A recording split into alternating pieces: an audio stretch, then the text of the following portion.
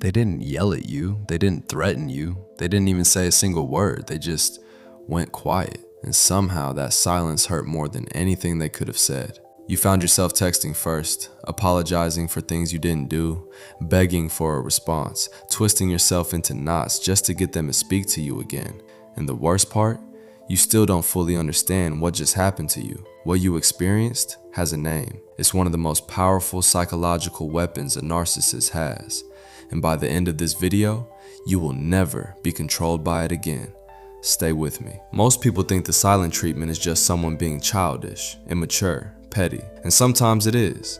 But when a narcissist uses silence, it is something completely different. It is not emotional immaturity. It is emotional warfare. Psychologists call it withholding, and it is one of the most calculated forms of emotional manipulation that exists. Here's what makes it so effective. Silence cannot be argued with.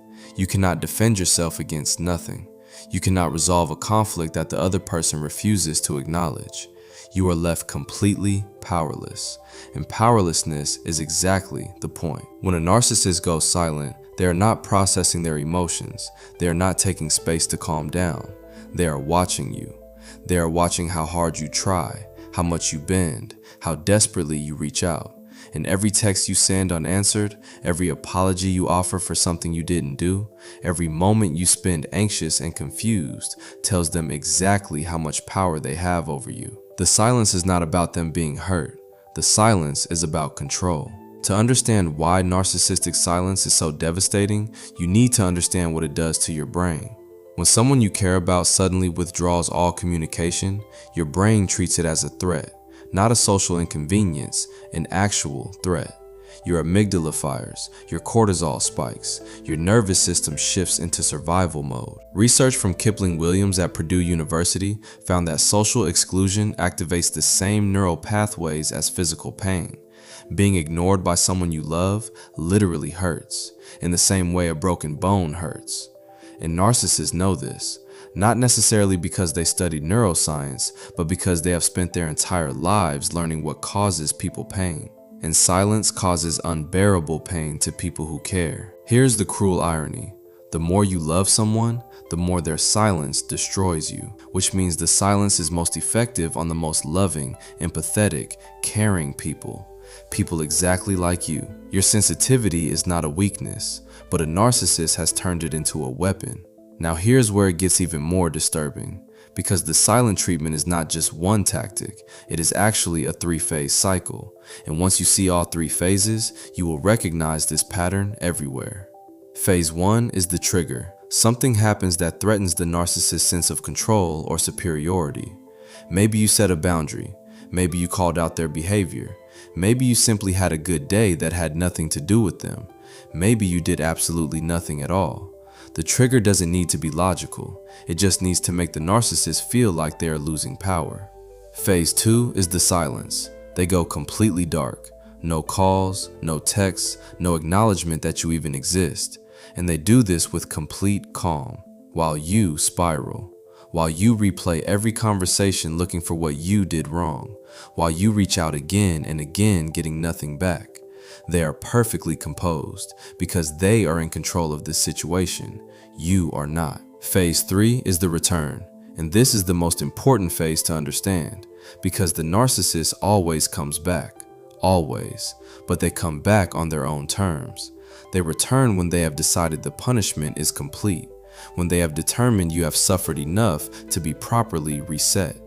And when they return, they often act like nothing happened. No explanation, no apology, no acknowledgement of the pain they caused.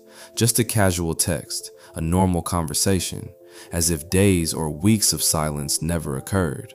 And if you bring it up, you're too sensitive. I just needed space. Why do you always have to make things dramatic? And the cycle begins again.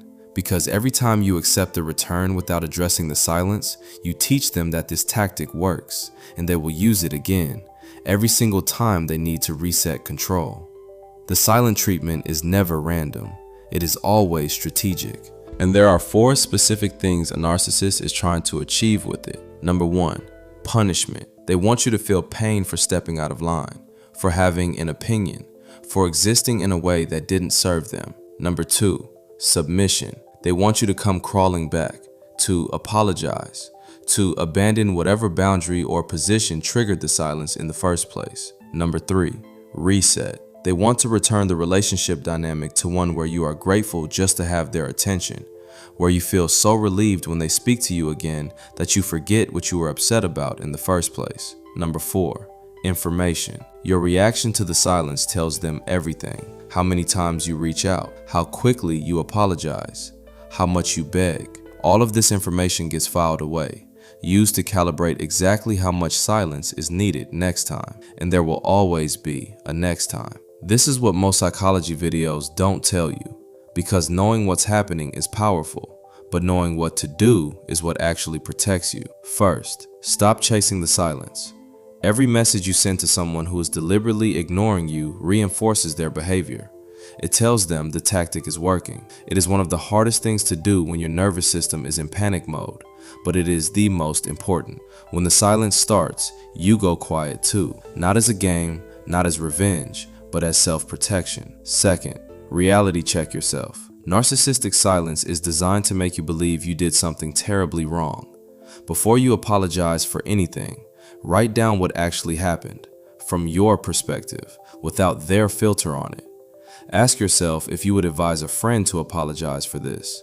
If the answer is no, don't. Third, recognize the return for what it is. When they come back acting like nothing happened, that is not resolution, that is reset, and you have a choice in that moment. You can accept the reset and the cycle continues, or you can calmly say, I need to talk about what happened before we move forward. Not in anger, not in desperation, calmly. A narcissist who refuses to have that conversation after returning from silence has told you everything you need to know about this relationship. Fourth, build your identity outside of their approval. The silent treatment only devastates you as long as their approval is central to your sense of self. The more you invest in your own identity, your own friendships, your own accomplishments, the less power their silence has over you. This is a long process, but it is the only permanent solution. The silent treatment feels like nothing.